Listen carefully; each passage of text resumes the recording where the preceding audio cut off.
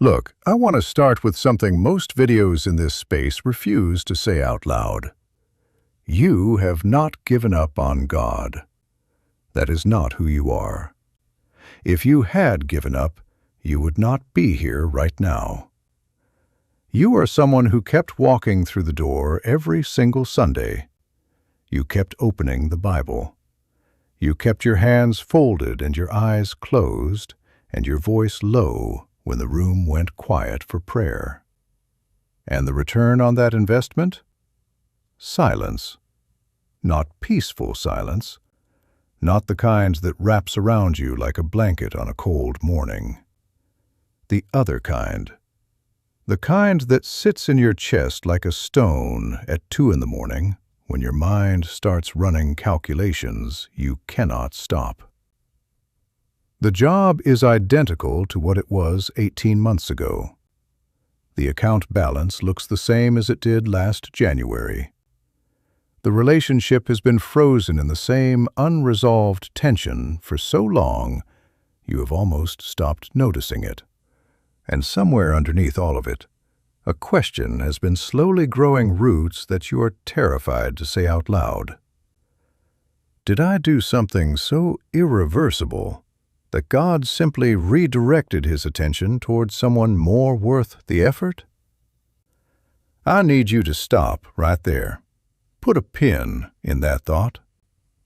Because that question, as viscerally real as it feels at 2 a.m, is constructed entirely on a foundation that is not true. Here is what nobody told you. The wilderness is not the geography of divine abandonment. It is the architecture of deliberate construction. The problem is that no one handed you the blueprint for what that construction process actually looks and feels like from the inside. So you have been living inside an active construction site, surrounded by scaffolding and concrete dust and exposed wiring, and interpreting every single piece of evidence as destruction rather than development. Today, I am handing you that blueprint. 7 specific signs that God has not filed your case away. He is actively, strategically, and with complete intentionality, rebuilding you right now, in this season, in this silence. And I am telling you now, before we even get there, by the time we arrive at sign number 4, something is going to shift in the center of your chest. No fluff, just truth. Let us go. Sign number 1. The noise has been stripped away. And honestly, this is the one that gets the least amount of airtime in church, and it might be the most important one on this entire list. Here is a question I want you to sit with for a moment. When was the last time your life felt genuinely, uncomfortably, almost oppressively quiet? Not the peaceful quiet of a Saturday morning with coffee and no obligations. The other variety. The quiet where your phone has stopped delivering opportunities. Where the confirmations you used to receive from the outside world have simply gone dark. Where forward momentum has been replaced by something that feels disturbingly like stillness. Most Christians experience that texture of silence and immediately move into damage control mode. They layer on additional activity like insulation against the cold. More worship playlists, more journaling, another reading plan, another prayer routine, another way to fill the acoustic space because the silence itself has become something close to terrifying. Think about that. We are so conditioned to associate spiritual health with constant noise and visible movement that we have trained ourselves to be afraid of the very conditions under which God does his clearest speaking. And this is where the original Hebrew language is going to completely rewire how you process what you are living through right now. The word we render as wilderness in our English translations comes from the Hebrew word midbar. Most people absorb that word the way they absorb its English equivalent. Barren, dangerous, desolate. A landscape of punishment or abandonment or getting lost. Read that again. Midbar. Now here's what the English translation has been quietly concealing from you for your entire reading life. The root of midbar is the Hebrew verb dabar, which carries the meaning of speaking, declaring, issuing words with authority and weight. The prefix me in Hebrew grammar denotes location. It identifies the place where a specific action occurs. So, midbar, at the level of its bones, means the place where speaking happens, the designated location of divine communication. Let that land for a second. The wilderness in the biblical narrative is not acoustically empty. It is the only environment sufficiently stripped of competing noise for you to receive transmission at the frequency God has been broadcasting on the whole time. Moses encountered God at a burning bush in the wilderness. Elijah received the still small voice not in the temple, not in the city, but in the wilderness. John the Baptist was not merely passing through the wilderness. He was being formed there.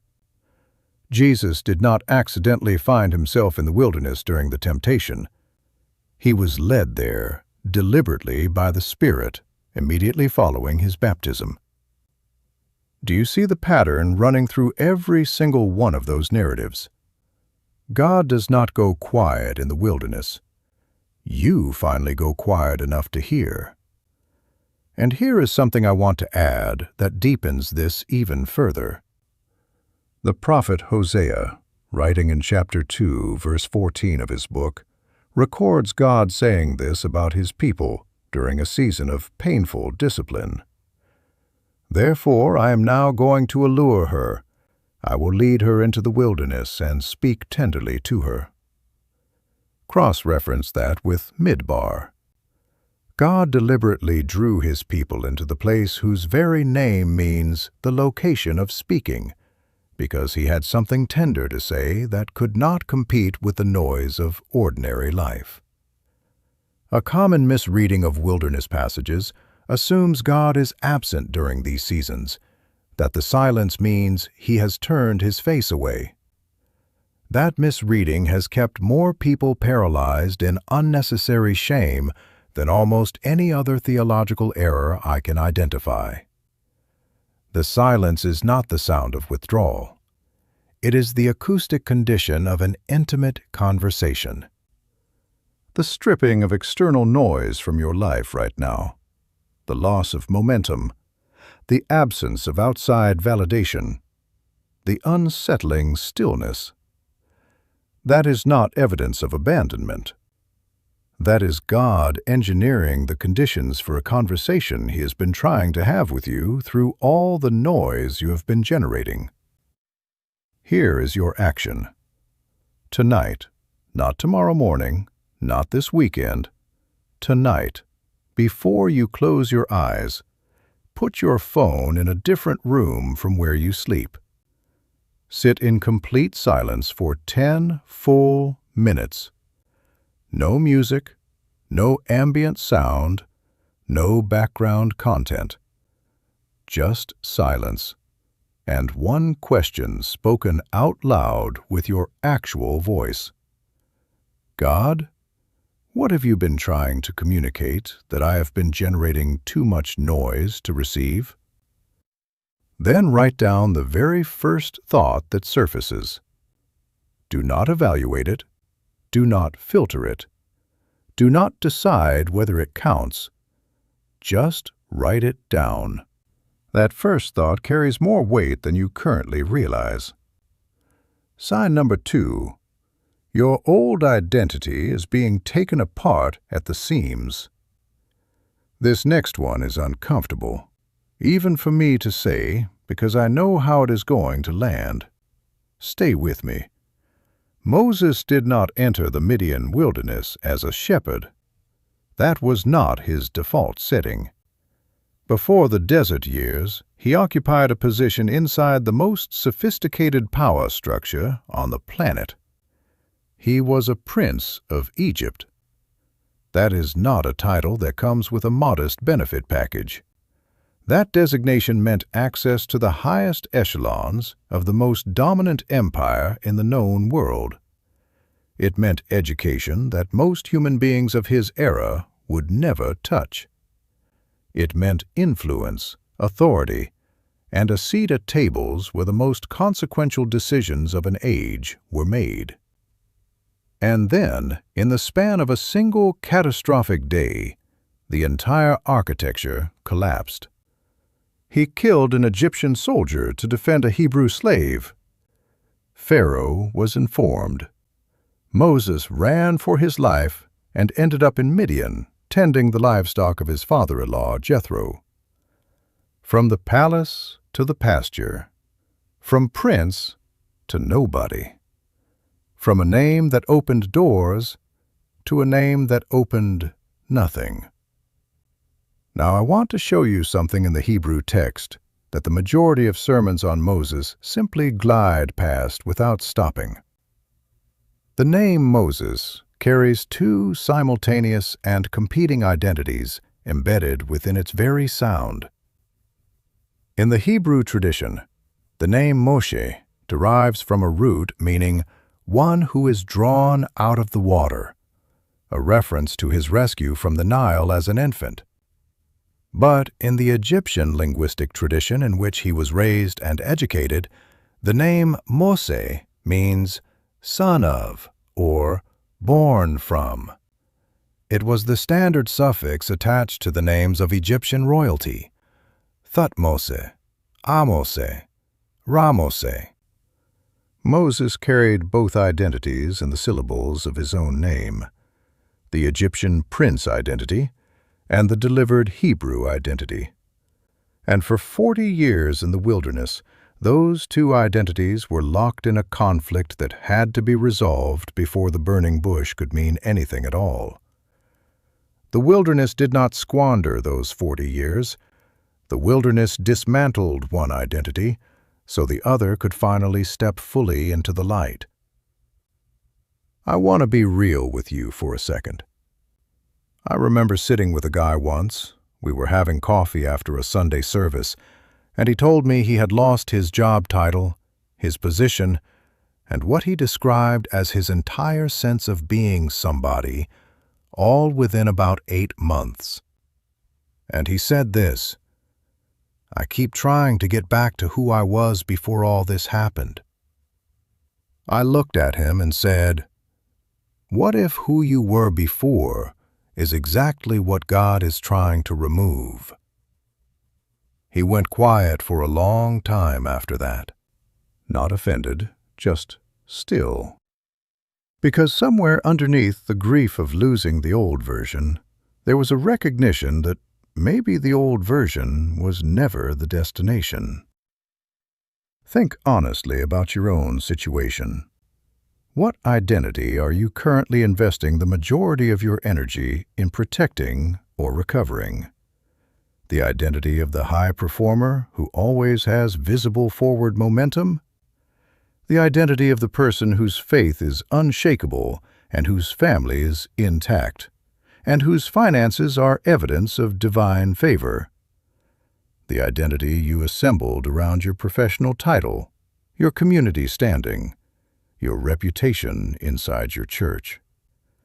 Not an identity assembled from external architecture, but an identity anchored in God-given purpose that no circumstance has the authority to demolish. When those external markers begin to fracture, the typical human response is to pour resources into reconstruction. Chase the old position. Restore the old reputation. Work twice as hard to recover the previous version of yourself. But what if the demolition is the actual project?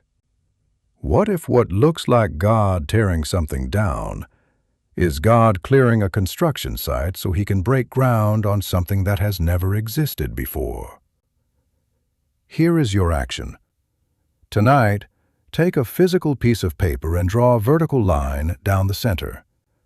On the left side, write this heading: Who I am according to what I have built, what I have accomplished, and what other people think of me. On the right side, write this heading: Who God says I am, completely independent of any of that. Fill in both columns as honestly as you can. Then look at both columns and answer this single question with complete honesty. Which of these identities am I spending the majority of my daily energy defending? That answer will map the exact location where the rebuilding needs to happen. Sign number 3. You are being developed in a room with no audience. Before I get into this one, I want to be honest with you. I used to believe that obscurity was a problem to be solved. That if God had really called you to something, the validation would eventually show up in proportion to the calling. I held that belief for longer than I should have, and it cost me years of fighting a season I should have been learning from. After Moses fled Egypt, he spent 40 years performing the most unglamorous, publicly invisible work available in the ancient Near Eastern economy: tending sheep in the wilderness. Day after day after day. No performance review, no promotion track, no audience registering his faithfulness or his growth. No external signal that any of it was building toward anything at all. 40 years. Think about that. The modern instinct, and honestly the instinct that gets quietly reinforced in a lot of church cultures, is to process those 40 years as tragic waste, lost time, a long detour between the prologue and the story that actually matters. We want to get to the burning bush. We fast forward through the pasture. But look at what those 40 years actually manufactured. Moses walked into the wilderness as a man who had been trained in the power mechanics of the greatest empire in human history at that time. A man whose conflict resolution strategy was lethal force. A man who, when justice needed to be served, picked up a weapon and used it. He walked out of the wilderness as the most humble man on the surface of the earth. That is not my characterization. That is the description given in Numbers chapter 12, verse 3. The most humble man on the face of the earth. You do not produce that kind of interior architecture in a weekend conference.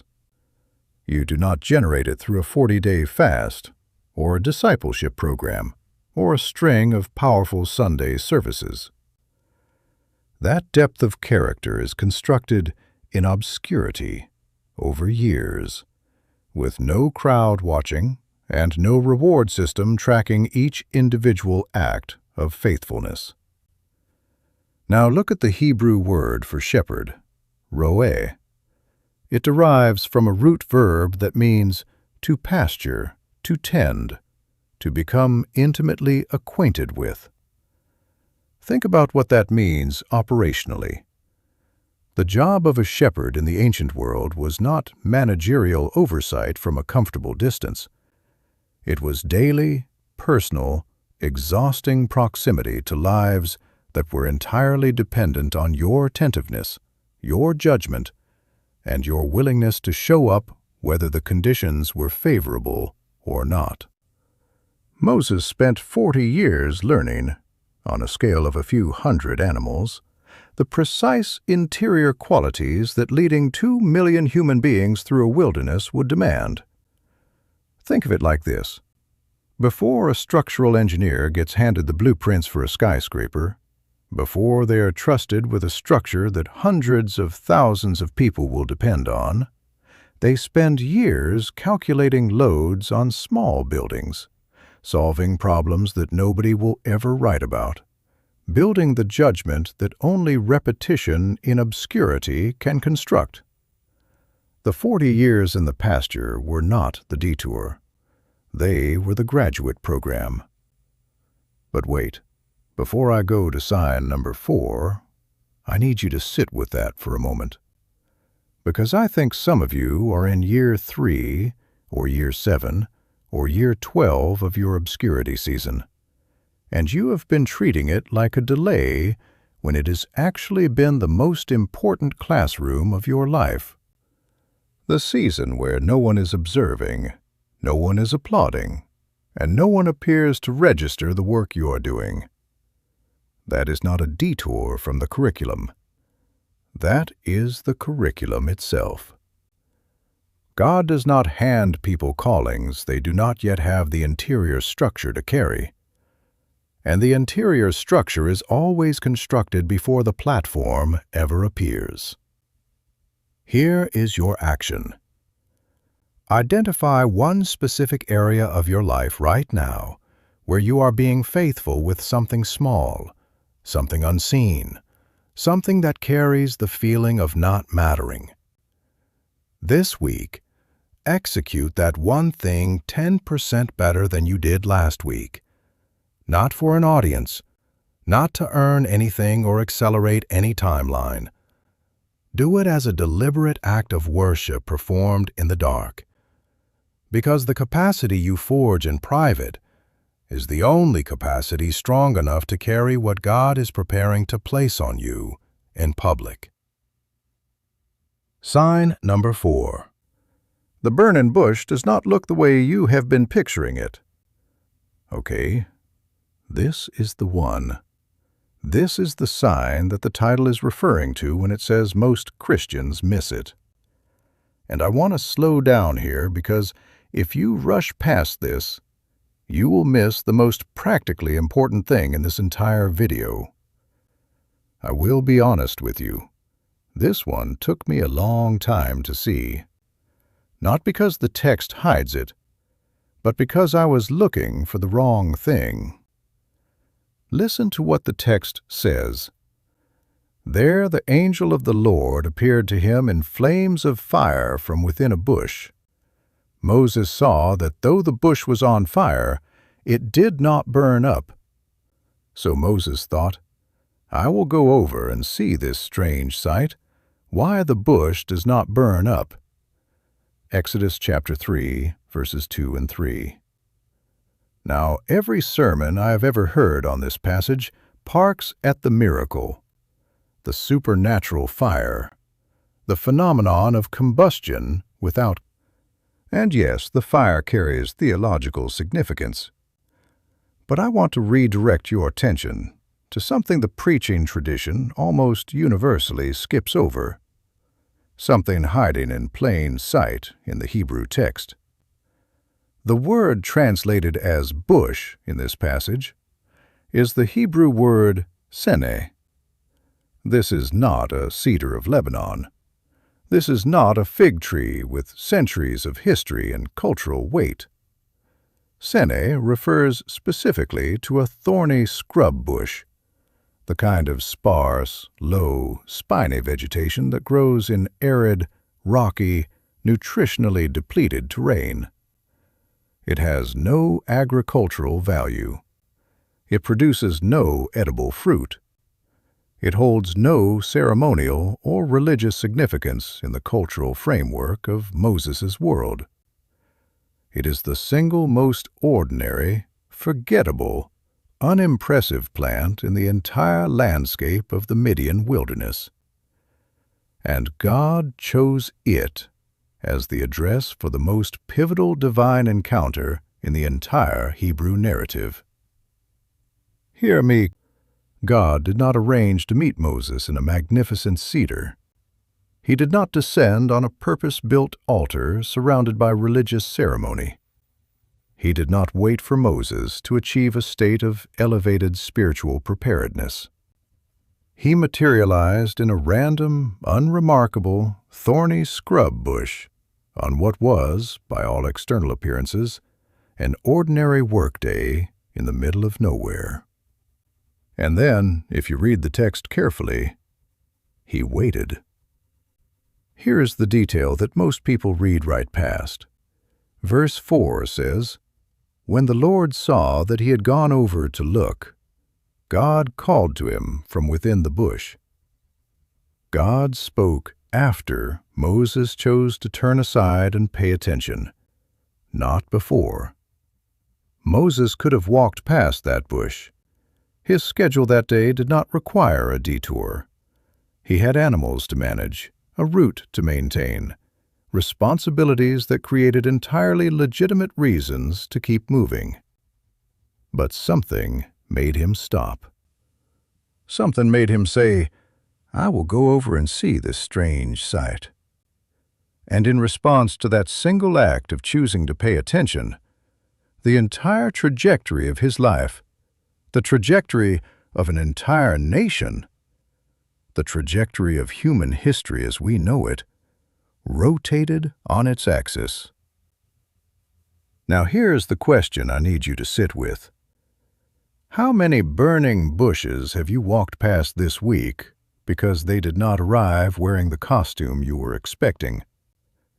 The unexpected phone call from someone you had not spoken to in 3 years. The sentence in a book that you almost skipped, but something made you slow down and read twice. The recurring thought at the edge of your mind that you keep filing under random noise. The quiet internal stirring toward a direction that does not yet make logical sense. Not searching for the earthquake or the fire or the audible voice, but learning to recognize the frequency of the ordinary bush. Some people will push back on this. They will say, "Look, I've been paying attention for years and I have not heard anything." And I get it. I understand that objection because I have felt it. But here is what the text actually shows us. Moses was not in a heightened state of spiritual alertness when the bush appeared. He was doing his job. He was on his regular route. He was not fasting. He was not in prayer. He was working. The burning bush appeared inside the ordinary rhythm of his daily responsibilities. And the only thing that separated him from walking past it was the decision to turn aside and look. Here is your action. Starting tonight, keep what I want you to call a bush journal. For 7 consecutive nights, write down one ordinary moment from your day that carried, however faintly, the sense that something more might be present in it. Do not require it to be dramatic. Do not require certainty. Just require yourself to pay attention and record what you notice. At the end of 7 days, read all 7 entries as a single document. I believe you will find a pattern that you were not able to see when you were looking at each entry in isolation. The bush was not spectacular, but Moses noticed it. The noticing is the first act of faith. Sign number 5. You are being brought face to face with the exact thing you have been avoiding. Look, I need to be upfront about this one, because it is the sign that tends to make people the most uncomfortable, including me. Here is something that virtually never gets preached with full directness. Moses did not step into his calling with calm confidence and a well-developed sense of personal readiness. He argued, repeatedly. 5 separate rounds of resistance documented in Exodus chapter 3 and 4. Who am I that I should go to Pharaoh? Exodus chapter 3, verse 11. What if they do not believe me? Exodus chapter 4, verse 1. I have never been eloquent. Exodus chapter 4, verse 10. Please send someone else. Exodus chapter 4, verse 13. 5 attempts to negotiate his way out of the conversation. 5 reasons why God had clearly made a miscalculation. Now look at the specific language Moses used in that third objection. The English translation reads, "I have never been eloquent." But in the Hebrew original, the phrase is, "Lo ish devarim anoki," which translates literally as, "I am not a man of words." Yeah, I said it. Moses is standing in the immediate, unmediated presence of the living God, using his words, constructing coherent sentences, making a persuasive case, and his argument is that he is not equipped to use words. His self-perception and his demonstrated capacity are operating on completely different frequencies. And the wilderness, all 40 years of it, had been the process designed specifically to close that gap. There is a further irony worth noting here. The same Hebrew root, dabar, which gives us the word midbar, the wilderness, is the exact root that Moses claimed he could not command. He said he was not a man of dabar. But God had just spent 40 years putting him in a midbar, a place literally defined by dabar. The wilderness was the school for the very skill Moses believed he lacked. He just could not see it from the inside. Now here is the cross-reference that locks this in. In 2 Corinthians chapter 12, verse 9, Paul records these words from God. "My grace is sufficient for you, for my power is made perfect in weakness." The Greek word translated as made perfect is teleo. It does not mean fixed or corrected. It means brought to its intended completion, its fullest expression, the state for which it was originally designed. God's power is not tolerating your weakness while waiting for you to overcome it. God's power requires your weakness as the specific medium through which its full expression becomes visible. The calling always targets the wound, not to humiliate you, but because your point of deepest inadequacy is the only location where His strength has unobstructed room to operate. Here is your action. Write down one sentence that completes this statement with complete honesty. God, I cannot do what I sense you calling me toward because I am not blank. Whatever completes that sentence is the exact location of the conversation God has been trying to have with you. Do not dress it up. Write it exactly as it sounds in your mind at 2 a.m. Then bring it to Him in prayer tonight, and instead of asking Him to eliminate that weakness before He can use you, ask Him this: how do you want to work through this rather than around it? Sign number 6. What you are receiving is supernatural, but it is not surplus. This one requires a level of honesty that I think is rare in this space. So I am going to ask you to hold this one gently. In the wilderness, God provided manna from the sky. Daily provision, supernaturally sourced, consistently delivered, precisely sufficient for what the day required. And the Israelites despised it. We remember the fish we ate in Egypt at no cost. Also the cucumbers, melons, leeks, onions, and garlic. Numbers chapter 11, verse 5. Before you judge that response too quickly, let me reframe it, because I want to ask you something that might be harder to answer than it initially appears. Have you ever been quietly frustrated with God, not because He failed to provide, but because what he provided looked smaller than what you expected, arrived through channels you did not choose, and came without the surplus that would make you feel genuinely secure. I remember talking to a woman once who said to me, "I know God has provided for us this year. I just wish it felt like provision and not just survival." And I thought about that for a long time afterward, because that tension between gratitude for what is enough and longing for what would feel like abundance, that is exactly where the Israelites were living. Now here is the Hebrew etymology that reframes the entire story.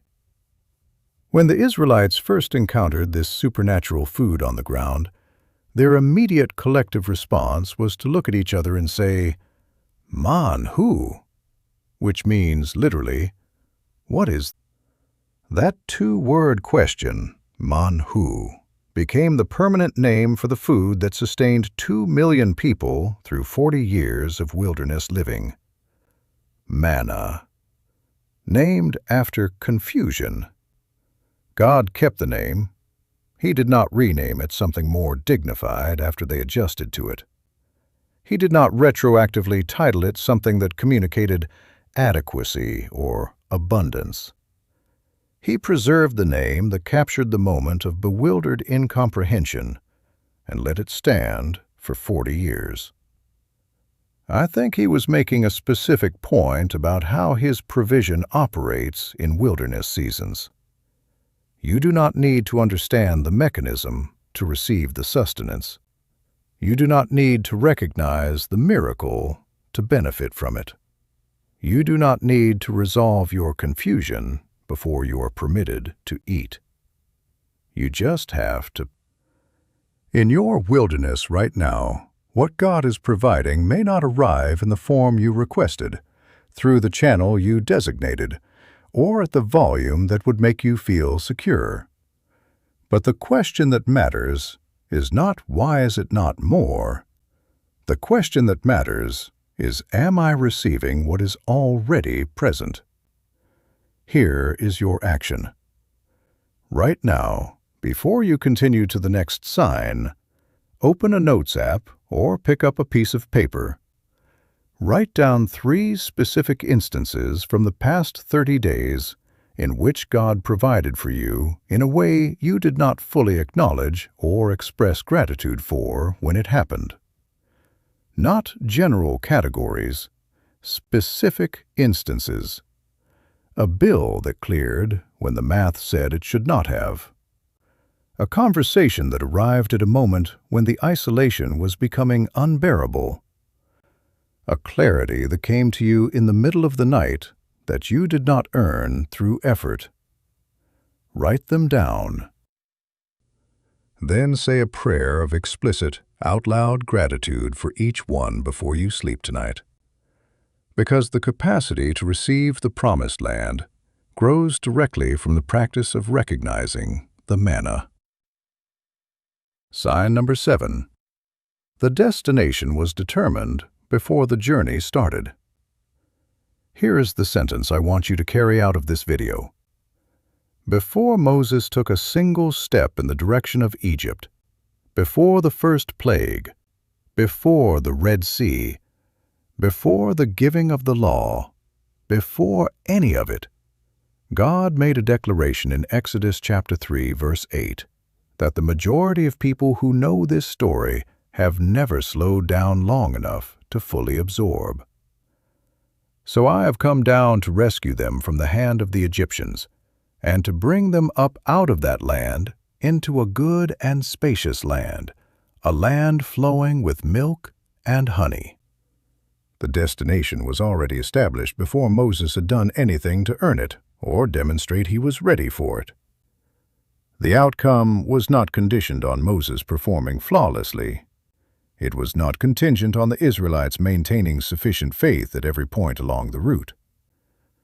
The destination was locked in place before the journey took a single step. Now look at the Hebrew phrase, shalav udvash, milk and honey. The word davash typically rendered as honey in English translations, carried a broader meaning in the ancient Near East than our modern translation suggests. In that cultural and agricultural context, Davash most commonly referred to the thick, intensely sweet syrup produced from dates and figs. And here is why that matters. Dates and figs are not crops that produce fruit quickly. They are trees that require patient cultivation, sustained investment, deep root systems developed over years before a harvest becomes possible. The Promised Land was not described as a landscape of instant abundance dropped from the sky. It was described as the environment where the roots grown in the wilderness would finally have soil deep enough to bear fruit. Some people will hear this and say, "Well, that is encouraging in theory, but I have been waiting a long time, and the Promised Land still looks like a concept rather than a coordinate." And I hear that. I really do. But I want to offer you this. The Israelites received the promise of the destination at the very beginning of the journey, 40 years before they set foot inside it. That gap was not evidence of a delayed promise. It was the formation period for people who could actually inhabit what they had been promised without immediately destroying it. The gap between the promise and the possession was not abandonment. It was architecture. Here is your action. Write down your honest answer to this question. What would need to change in me, specifically, in my character, my mental architecture, my relational patterns, my relationship with God, for me to be the kind of person who could actually sustain and faithfully steward what I am praying to receive? That list is not a judgment against you. It is a map of what the wilderness is already working on. And your assignment is to stop fighting the process and start cooperating with it. All right, before we close, I need to say something directly, and I need you to hear it as clearly as I can deliver it. Everything we just walked through together, the stripping of noise, the dismantling of old identity, the training in obscurity, the burning bush that looks ordinary, the confrontation with the wound, the minimal but supernatural provision, the destination already fixed. None of that was handed to you as an additional weight to carry on top of what you are already carrying. This is not a message engineered to show you how much further you have to travel before God can work with you. Hear me on this. Moses did not negotiate his way out of the wilderness through superior spiritual performance or more disciplined theology. He walked out of it because God, who had been present in the fabric of every single one of those 40 years, spoke at exactly the moment the preparation was complete. The wilderness did not generate God's love for Moses. It removed everything that was producing interference between Moses and the love that had been present all along. This is not a message to condemn you for the territory you are standing in. This is a map drawn from the same territory you are already navigating. You are not behind schedule. You are not a forgotten case file. You are not serving out a sentence for something you cannot even identify. You are being built. And the God who began a good work in you, the language of Philippians chapter 1, verse 6, is not the kind of architect who files an unfinished structure away and moves on. Let that sink in. Here is what I want you to do right now, before you navigate away from this video, before the next thing pulls your attention. Drop a comment below with these exact words: I am in the wilderness, but I am not abandoned. Type it out. Say it out loud while you type it. Because Something shifts in the architecture of your spirit when you stop holding truth in your head and start declaring it with your voice. Your mind hears your voice differently than it processes your thoughts. Your spirit responds to declaration in ways that silent agreement cannot produce.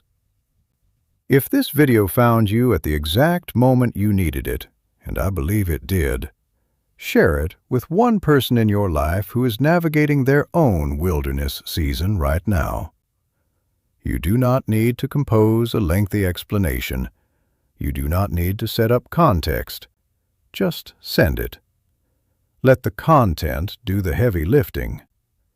Because someone in your immediate orbit is sitting in silence right now, wondering whether God has moved on without them, and you have something in your hands that could completely reframe that. Subscribe if you want to continue going deeper. Because next week we are going inside the Greek word behind repentance, and what the original language actually means is going to completely reframe how you approach God in the aftermath of failure. Most people have been doing it wrong for their entire Christian life, and it shows. We are fixing that next week.